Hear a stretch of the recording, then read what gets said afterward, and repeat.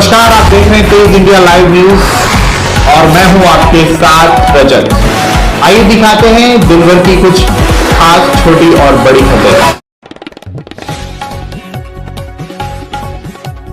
आपको बता दें खबर जनपद बिजनौर के किरतपुर से, जहां कुछ दिन पहले इमाम साहब को मस्जिद के बाहर पीटने का एक वीडियो वायरल हुआ था। उसको लेकर आपको खबर बता दें, इमाम साहब को मिला इंसाफ। दोनों पक्षों के गांव के लोगों ने आपसी फैसला करा दिया है। बता दें बिजनौर के किरतपुर क्षेत्र के ग्राम मुबारकपुर खुशिया की कुछ दिन पूर्व एक मामला सामने आया था। मौलाना अब्दुल वाशिद मोहम्मदपुरा के रहने वाले हैं। खुशिया की गाँव में 2 साल से इमाम कर रहे हैं, जिसमें सोशल मीडिया पर 24 जून 2024 को काफी तेजी से इमाम साहब के साथ बदतमीजी में मारपीट की वीडियो वायरल हुई थी, जिसमें इमाम मौलाना अब्दुल वासिद पुत्र मोहम्मद हनीफ निवासी मोहम्मदपुरा थाना नजीबाबाद ने दिनांक 24/6/2024 को एक प्रार्थना पत्र शमशीद कफील दिलशाद उर्फ दिल्लू अतीक निवासी ग्राम मुबारकपुर खुशियाकी के खिलाफ दिया था, जिस पर मुकदमा संख्या 195/24 धारा 341, 323, 504, 506 थाना किरतपुर में पंजीकृत हुआ था। उसके बाद फुरकान एडवोकेट जिला पंचायत सदस्य है मौजूदा ग्राम जीवन सराय में आज उनके निवास पर दोनों पक्षों में बैठकर बात हुई और समझौता पे फैसला करा दिया गया है। मुताबिल अतीक बैग ने अपनी गलती का एहसास किया और सबकी तरफ से यकीन दिलाया और आइंदा किसी इमाम के साथ ऐसी हरकत न करने का वादा किया। दोनों पक्षों में तमाम क्षेत्र के जिम्मेदार लोगों में दोनों पक्षों के गांव के लोगों ने आपसी फैसला करा दिया है। अब मौलाना वासिद व उपरोक्त मुल्जिमान में कोई नज़ा बाकी नहीं रही। अब दोनों पक्ष एक दूसरे के खिलाफ इस संबंध में कोई कानूनी कार्रवाई नहीं चाहते हैं। ये हमारी खास रिपोर्ट में संवाददाता संतराम सिंह के साथ। मामला ये था कि मौलाना अब्दुल वासिद जो महमूदपुरा के रहने वाले हैं, खुशियाकी में 2 साल से इमामत कर रहे हैं जी। वहाँ किसी गलत फहमों को लेकर 2 पक्ष में कुछ बातचीत हो गई थी। कुछ मौलाना साहब को कह दिया था कुछ लोगों ने गाँव के, उसी बात को लेकर कुछ कहासुनी हो गई थी, जिसका किसी ने वीडियो बनाकर और वायरल कर दिया सोशल मीडिया पर, जिसका इमाम साहब को भी नहीं पता था और गाँव के मौजूद लोगों को भी नहीं पता था। तो वो वायरल हो गई। तो उसी संबंध में कोतवाल साहब थाना किरतपुर ने मौलाना वाजिद को बुलाया और उनसे जानकारी ली कि भाई क्या हुआ आपके साथ। तो उन्होंने बताया कि ऐसे कहासुनी हो गई थी, हल्की फुल्की उसमें मुकदमा लिखा गया था। उस मुकदमे के बाद फिर गांव खुशियाकी के काफ़ी जिम्मेदार लोग, महमदपुरा के, रानीकोटा के प्रधान जी, आसपास के लोग इकट्ठे होकर आज मैं जीवन सराय से फुरकान एडवोकेट जिला पंचायत सदस्य भी हूँ मौजूदा। हमारी बैठक पर इनके दोनों पक्षों की बात हुई और आपसी फैसले में मामला निपटा दिया गया।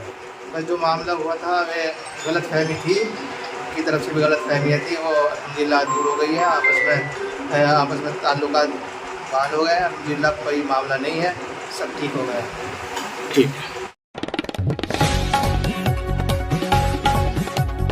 आपको बता दें खबर जनपद सोनभद्र से, जहां सोनभद्र जिले के बिडमगंज थाना पर तैनात सब इंस्पेक्टर उमेश राय की शनिवार की रात्रि सड़क दुर्घटना में हुई मौत। वे बिडमगंज से शनिवार की रात्रि ट्रेनिंग पर जाने के लिए निकले थे कि रात्रि 10:30 बजे हाथीनाला थाना क्षेत्र के अंतर्गत साउडी गांव के समीप पहुंचे थे कि उनकी वैगनार कार वाहन सड़क किनारे पेड़ से जा टकराई, जिससे उनकी ऑन द स्पॉट मौत हो गई। मृतक सब इंस्पेक्टर उमेश राय 55 वर्ष के थे। पुत्र उदय नारायण गाजीपुर जिले के खबरकोल थाना अंतर्गत परसदा गांव के निवासी थे। रात्रि में पुलिस महकमे में जब घटना की जानकारी हुई तो अफरा तफरी मच गई। तत्काल मौके पर पहुंचे सीओ दुद्धी प्रदीप कुमार सिंह, चंदेल प्रभारी निरीक्षक मनोज कुमार सिंह, इंस्पेक्टर बिडमगंज प्रमोद यादव ने घटनास्थल का जायजा लिया और सबको कब्जे में लेकर पोस्टमार्टम के लिए भेज दिया है। उधर रात्रि में ही घटना की सूचना मृतक के परिजनों को दे दी गई थी। परिजन रात्रि में ही दुद्धी के लिए निकल गए थे, जो रविवार की भोर में दुद्धी पहुंच गए। घटना से पूरे पुलिस महकमे में परिवारजनों में शोक का माहौल है। इससे संवाददाता मनीष कुमार की देखिए खास रिपोर्ट।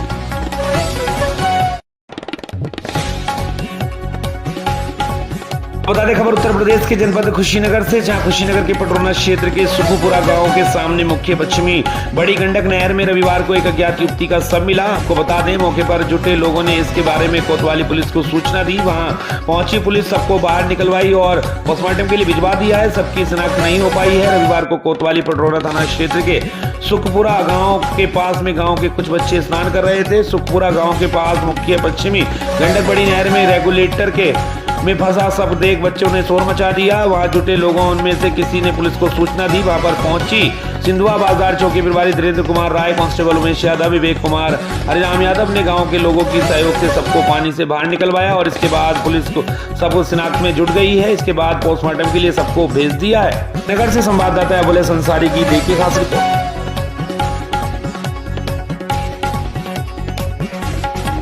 खबर उत्तराखंड के हल्द्वानी से, जहां हल्द्वानी के नरीमन चौराहे के पास सड़क चौड़ीकरण के चलते कई सारे पेड़ कमजोर हो गए हैं और आज 100 साल पुरानी पाखड़ का पेड़ बरसात के चलते सड़क पर गिर गया, जिससे काफी देर तक यातायात भी बाधित रहा। वहीं गनीमत यह रही कि वहीं से गुजर रहे एक पर्यटक की स्विफ्ट कार भी पेड़ के नीचे आ गई, लेकिन कोई जनहानि नहीं हुई। इस महत्वपूर्ण विषय को लेकर आज कांग्रेस के प्रदेश प्रवक्ता दीपक बलूटिया में इस पूरे मामले में जिम्मेदार अधिकारियों के खिलाफ मुकदमा दर्ज कराने को लेकर काठगोदाम थाना पहुंचकर थाना प्रभारी को लिखित शिकायती पत्र भी दिया है। वहीं पत्रकारों से बातचीत करते हुए कांग्रेस के प्रदेश प्रवक्ता दीपक बलूटिया ने कहा कि सड़क चौड़ीकरण का जो कार्य हो रहा है वह एक निश्चित कार्य योजना के तहत नहीं हो पा रहा है, क्योंकि आज नरीमन चौराहे पर एक पेड़ बारिश के चलते सड़क पर गिर गया, क्योंकि सड़क चौड़ीकरण के चलते पेड़ों की जड़ें पूरी तरीके से खोखली हो गई हैं, जिसकी वजह से पेड़ एक बरसात में ही गिर गया। गनीमत यह रही कि किसी इस तरह से कोई जनमाल की हानि नहीं हुई, लेकिन यह प्रशासन की बहुत बड़ी लापरवाही है। उसके अलावा कई ऐसे पेड़ हैं जिनकी जड़ें सड़क चौड़ीकरण के चलते पूरी तरह से खोखली हो गई हैं। ऐसे में कभी भी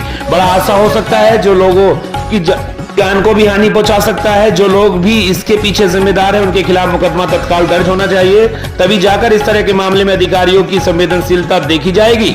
हल्द्वानी से संवाददाता तनराम आर्य की देखी खास रिपोर्ट। हम चल रहा था काठगोदाम नारीमन चौराहे पे, हमने पहले भी अंदेशा जताया कि प्रशासन जो है एक निश्चित कार्य योजना के तहत काम नहीं कर रहा है और उसका आज देखिए जानमाल का खतरा होते बच गया।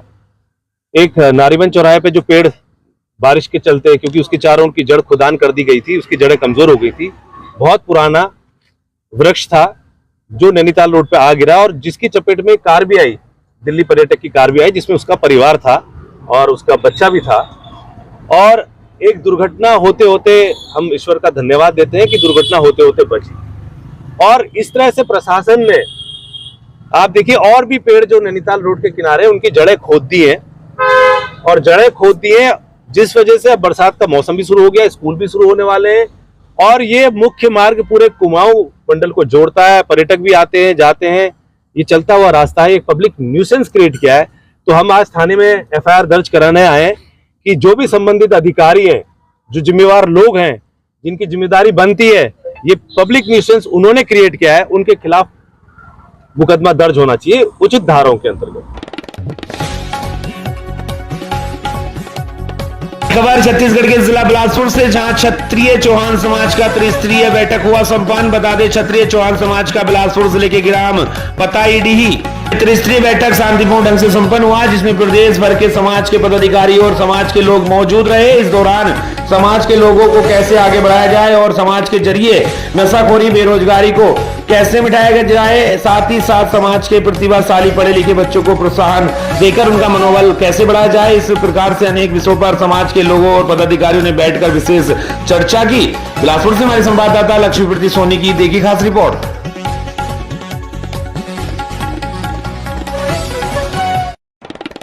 वही खबर छत्तीसगढ़ के जिला मुंगेली से, जहां नगर पंचायत बरेला में मिशन एजुकेशन सतपाल महाराज की प्रेरणा से हुआ। बता दें, हम बात कर रहे हैं श्री सतपाल जी महाराज की प्रेरणा से हमारे सामाजिक संस्था मानव उत्थान सेवा समिति के द्वारा आज नगर पंचायत बरेला में मिशन एजुकेशन के तहत डोनेशन बॉक्स लगाया गया, जिसमें नगर के गणमान्य नागरिकों द्वारा स्टेशनरी सामान डोनेट किया गया, जिसमें गजेंद्र टायर वर्क के प्रोपराइटर, कान्हा कृषि केंद्र के प्रोपराइटर राकेश जायसवाल तथा व्यापारियों के द्वारा स्टेशनरी डोनेट किया गया, जिसमें साहू समाज के अध्यक्ष ईश्वरी प्रसाद साहू, शेष कुमार साहू, कन्हैया धुरी, रवि साहू, मनोज सिंह ठाकुर, योगेंद्र सिंह ठाकुर, उमेश कुमार साहू, सुदर्शन साहू, उर्मिला साहू, सरिता साहू, रानी धुरी, सोनम गुप्ता साहू, सुखमणि साहू, दुर्गा साहू, अनीता साहू, उमा साहू, रानी साहू, गायत्री साहू एवं नगर के महिला व पुरुष भारी संख्या में उपस्थित रहे। जिला मुंगेली से संवाददाता अतुल गुप्ता की देखी खास रिपोर्ट।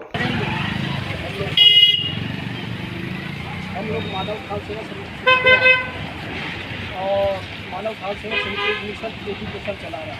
ये मिशन एजुकेशन क्या है, इसमें क्या है, हम लोग के बाहर जाते हैं। प्राइमरी स्कूल के बच्चे के लिए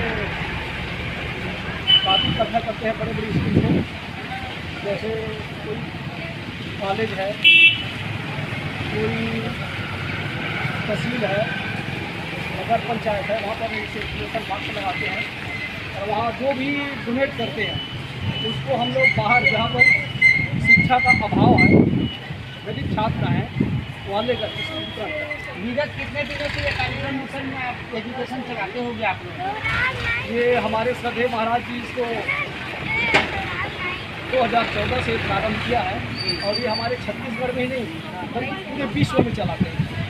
अभी जो ये ट्रेन काफी पुस्तक डोनेट किए वो कहाँ पे किस जगह पे मिलती हैं? जैसे कि अपना ये लोकल बनेगा हो जाता है तो इसका वितरण कहाँ पर ही जाता है? इसको हम लोग नियुक्त करेंगे जिस स्कूल में बांटने लायक है ना, जैसे और लोगों से हम परामर्श लेंगे कि वास्तव में किस स्थान पर इसको बांटना है, तो भी नियुक्त करने के अनुरूप क्षेत्र है वहाँ पर इसको बांटना है, इसके योग्यता वहाँ पर है। ये मुंगेली डिस्ट्रिक्ट के अंदर ही जाएगा या मुंगेली डिस्ट्रिक्ट से बाहर जाएगा? मुंगेली में डिस्ट्रिक्ट के अंदर भी बढ़ सकता है और बाहर भी बढ़ सकता है। जिसको जहाँ ज़रूरत है उसके हिसाब से आप लोग करेंगे। जी जी। Okay, thank you sir.